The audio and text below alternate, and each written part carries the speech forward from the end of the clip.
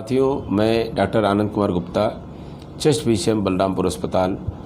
आज मैं आपसे होम आइसोलेशन पर अक्सर पूछे जाने वाले कुछ प्रश्नों को लेकर के आपके सामने साझा कर रहा हूं अपने विचार।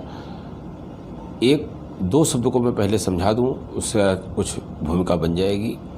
होम आइसोलेशन जिनको एडवाइस की जा रही है वो पूछते हैं कि 10 दिन के होम आइसोलेशन के बाद जो हमको 7 दिन का क्वारंटाइन बोला जा रहा है, तो क्या हमको अपने घर में रहने के व्यवहार में कोई अंतर करना है? जैसा स्ट्रिक्ट हम लोग कमरे के अंदर बंद रह करके सैनिटाइजेशन करके मास्क पहन करके दवा खा करके 10 दिन रह रहे हैं, वैसे ही रहना है या अब हम लोग घर के सदस्यों में घुल मिल सकते हैं? मैं समझा दूँ, उत्तर मिल जाएगा। आइसोलेशन वर्ड बना है उन प्रूव्ड मरीजों को सोशल कॉन्टैक्ट से अलग करने के लिए। जब हम आपको कोरोना पॉजिटिव आप आते हैं तो आपको घर के में आपको इलाज करने के लिए कहा जाता है, तो दूसरे घर के मेंबर्स को बचाने के लिए कि आपका इन्फेक्शन उनको न लगे, अगर अब तक नहीं लगा है तो वो कहा जाता है आपको हमने आइसोलेट कर दिया। आम तौर पर ये साइंस कहती है कि 5वें से 8वें दिन के बीच में ऑक्सीजन कमी से अगर जिसको डिटीरिएट होना होता हो जाता है, अगर नहीं हो रहा है इसका मतलब है सामान्य फ्लू की तरह वो ठीक हो जाने वाला है। और साइंस की डाटा के अनुसार 9 से 10 दिन में कोरोना वायरस मर जाता है। इसलिए मान लिया जाता है कि बिना टेस्ट के ही कि 10 दिन में आप वायरस को फैलाने लायक प्रैक्टिकली नहीं रह गए। लेकिन ये साइंस का एवरेज है, लेकिन एक व्यक्ति के रूप में हो सकता है कि आपके वायरस 2 दिन पहले मर जाएं, 2 दिन बाद में मर जाएं। उस सस्पेंशन पीरियड को हटा करके 7 दिन का आपको फिर से कहा जाता है कि आप घर के अंदर ही क्वारंटाइन हो जाएं। क्वारंटाइन वर्ड आया था कि जब भी कोई आदमी किसी महामारी के क्षेत्र से, किसी संक्रामक बीमारी के क्षेत्र से किसी गैर संक्रामक एरिया में आता था तो उसको क्वारंटाइन कर दिया जाता था उस बीमारी के हिसाब से सर्टेन पीरियड के लिए। जैसे तो कि अगर उन दिनों में अगर उसको लक्षण आ जाएंगे तो माना जाएगा कि वो संक्रामक बीमारी है, उसका इलाज भी हो जाएगा, और नहीं तो उसको सामान्य लोगों से घुलने मिलने दिया जाएगा। तो यही क्वारंटाइन आपको कराया जाता है कि अगर 1-2 दिन आपका वायरस जिंदा भी बचा हो शायद, तो आप किसी घर वाले को ना फैलाएं। तो क्वारंटाइन और आइसोलेशन दोनों में जो आपका प्रिकॉशन आइसोलेशन का था वही प्रिकॉशन आपका क्वारंटाइन में भी जारी रहेगा। पहली बात तो एकदम तय हो गई। दूसरी बात ये है, इसीलिए टेस्ट नहीं कराया जा रहा है कि 10 दिन के बाद जो कि वायरस आमतौर पर मर जाते हैं, और ये साइंस से सिद्ध है कि उसके बाद लगभग 3 महीने तक भी किसी में डेड वायरस की वजह से पॉजिटिव रिपोर्ट आ सकती हो। आप एंग्जाइटी रह सकते हो कि अरे मेरा तो वायरस ख़त्म ही नहीं हुआ और मैं कैसे सबसे उठूँ बैठूँ। दूसरी बात है, शायद यही कारण रहा होगा कि जो कनिका कपूर की बार बार पॉजिटिव आई, क्योंकि साइंस में तब ये फैक्ट नहीं मालूम था कि हमको टेस्ट एक लिमिट के बाद नहीं कराना है। दूसरा बिंदु ये है कि जो आमतौर पर पूछा जाता है कि सर हमारे अकाउंटेंट साहब को हो गया, वो तो कल तक हमारी दुकान पे आ रहे थे, या हमारे घर में ऑफिस में वार्ड बॉय था, या हमारे ऑफिस में प्यून था, या फलाने अधिकारी थे, वो पॉजिटिव निकले हैं, तो मुझको भी तो नहीं हो गया होगा। साथियों, एक बात मैं स्पष्ट कर दूं कि जो PMS का पालन करते हैं उनको कोरोना होने की न्यूनतम चांस होते हैं। और कई वीडियो आपने देखे होंगे, कई फैक्ट पढ़े होंगे कि अगर 2 लोग मास्क लगा के मिलते हैं, 1 मीटर की कम की दूरी भी रखते हैं, क्योंकि आवाज़ साफ़ नहीं आती उस चक्कर में लोग पास आ जाते हैं, तो भी मात्र 1.5% चांस है एक दूसरे को से होने की संभावना। अगर कोई इसमें से कोई पॉजिटिव है, दूसरे को होने की संभावना लीस्ट है। तो इसलिए कभी डरना नहीं चाहिए। और जो ये वायरस है, एक आदमी से 2 आदमी तक ही इससे फैलता है सामान्य तौर पर। तो हर तरह से ये वायरस फैलता है, लेकिन उतना घबराना नहीं है अगर हम मास्क पहनते हैं, दूरी बना के रखते हैं और बार बार हाथ साफ़ करते रहते हैं साबुन पानी या अल्कोहल से। यदि हम इसको पालन करते हैं तो हमें घबराने की ज़रूरत नहीं है। और अब फेस चल रहा है कम्युनिटी ट्रांसमिशन का, अर्थात हमको नहीं मालूम कि हमारा ही घर का कोई दूसरा सदस्य जो एसिम्प्टोमेटिक है, जिसमें लक्षण नहीं है लेकिन वो कोरोना वायरस का कैरियर है और हमारे घर के दूसरे मेंबर को या आपको खुद को किसी को फैला रहा है, तो इसलिए घबराने की जरूरत नहीं है। अगर सारे के सारे सदस्य जो बाहर निकल रहे हैं पूरा प्रिकॉशन का पालन करें, नंबर 1।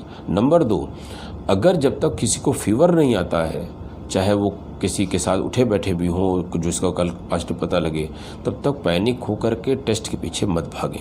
यही मैं आपसे निवेदन कर सकता हूँ। हाँ, जब फीवर आने लग जाए ज़रूर टेस्ट कराएं, या किसी को loss of smell, loss of taste हो जाए, मतलब स्वाद ना आए, गंध ना आए, या इस तरह के और कोई लक्षण हो, गले में खराश, इस तरह कुछ हो, तो अपने डॉक्टर से डिस्कस कर लीजिए। अगर वो कहते हैं तो आप टेस्ट कराइए, अन्यथा दौड़िए मत। दूसरा ये है कि जो होम आइसोलेशन पे हैं वो स्ट्रिक्ट नियमों का पालन करें, आराम से पूरी नींद लें, हाइड्रेट रहें, मतलब पानी पर्याप्त मात्रा में पिएं। इम्यूनिटी बूस्टिंग के लिए व्यायाम है, अच्छी किताबें पढ़ना है, मन शांत रखना है, विटामिन सी लेना है 500 मिलीग्राम TDS, जिंक लेना है 50 milligram BD, vitamin D weekly 60,000 IU या 60 के IU का, ये सब करना है। बुखार आता है तो पैरास्टामॉल लेना है। बच्चों जिनका वजन 50 किलो से कम है 500 मिलीग्राम की दिन में 3 बार ले सकते हैं, और जो उनका ज़्यादा है वो 650 मिलीग्राम की ले सकते हैं। अगर बुखार की गोली खाने से बुखार डाउन नहीं हो रहा है तो कोल्ड स्पंजिंग करना चाहिए। कोल्ड स्पंजिंग को मैं स्पष्ट कर दूं, ज़्यादातर लोग सही ढंग से नहीं करते हैं और कहते हैं कि हमने कोल्ड स्पंजिंग की, रात भर करते रहे लेकिन बुखार नहीं उतरा। गलती कहाँ होती है? आम तौर पर सब लोग जाड़ा, बुखार तेज आता है, हल्का सा जाड़ा लगता है तो और कंबल आदि ओढ़ लेते हैं, खिड़की बंद कर देते हैं, पंखे बंद कर देते हैं और केवल माथे की पर पट्टी रखते हैं, माथे के नीचे। और कोल्ड स्पंजिंग का उद्देश्य क्या होता है? बुखार को डाउन करना।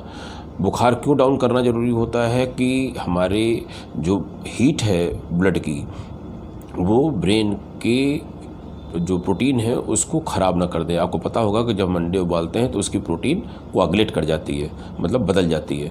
अगर ब्रेन की हीट की प्रोटीन जो उसकी बनी है उसको हीट पहुंचेगी तो किसी को झटके आ जाएंगे या कोई और परमानेंट डैमेज हो सकता है। इसलिए हम तेज़ी से खून ठंडा करना चाहते हैं अगर बुखार तेज़ हो रहा है।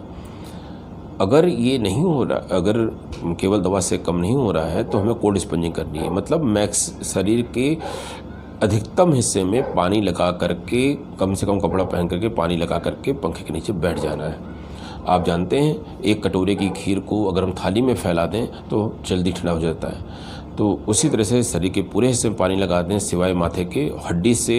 हड्डी से आर पार ठंडक नहीं जाती कि खून ठंडा हो पाए।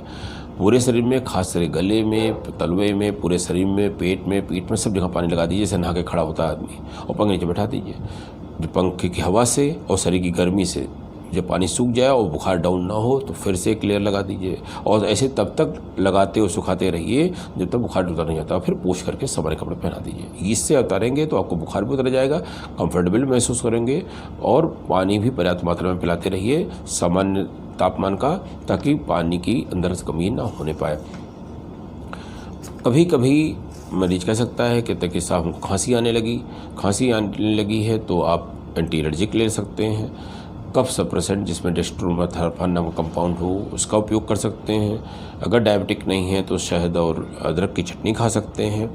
और कुछ लोगों में इनसे कम आराम मिलता है और कभी कभी N-acetylcysteine अर्थात नैक को भी सुबह की गोलियों को सुबह शाम लेने से फ़ायदा मिल जाता है। स्टिमुलेशन लेना ही लेना है, इन सब काम करने से आराम मिल जाता है। अगर आपको ऑक्सीजन जो अपने पास ऑक्सीमीटर से नाप रहे हैं 95, 96, 97 बना है तो कोई पैनिक करने की बात नहीं है, सब आप ठीक हो जाएंगे। अगर जो आपको बुखार के साथ बताया गया एंटीबायोटिक पहले 3 दिन एजिथ्रोमाइसिन और अगले 7 दिन डॉक्सीसाइक्लिन लेते हैं तो आपको कोई परेशानी आने वाली नहीं है। लेकिन अगर 5वें, 6ठे, 7वें दिन अगर आपको लगता है मेरे ऑक्सीजन सेचुरेशन एकदम से कम हो गया, 90, 92 या उससे नीचे जा रहा है, तो आपको अपने जो होम आइसोलेशन आपको सजेस्ट करने के लिए टीम ने आपसे अपना कॉन्टैक्ट नंबर दिया था या आपसे सुबह शाम बात हो रही है, उसको आप संपर्क स्थापित करें और बताएं कि हमारा ऑक्सीजन अचानक कम हो रही है। वो आपको शीघ्र अस्पताल में ले जाने की व्यवस्था करेंगे। मान लीजिए कुछ आवर्स ज़्यादा लग रहे हैं क्योंकि मरीजों की संख्या बढ़ रही है और आप तुरंत नहीं जा पा रहे हैं, तुरंत आपको रिलीफ नहीं मिल रही है, तो आप कुछ कॉमन दवाइयाँ सांस की हैं जैसे डेज़िफाइलिन या डॉक्सोफाइलिन, उसको सुबह शाम ले सकते हैं। और ऑक्सीजन की ज़्यादा कमी पर और आपको तुरंत अस्पताल में जाने को नहीं मिल रहा है तो इंजेक्शन डेक्सामेथासोन जो डेगडेन और नामों से आता है, इसकी एक वायल जो 2 ml की 4 मिलीग्राम की पावर की होती है, उसको IM मांसपेशियों में लगवा सकते हैं दिन में एक बार सुबह के समय।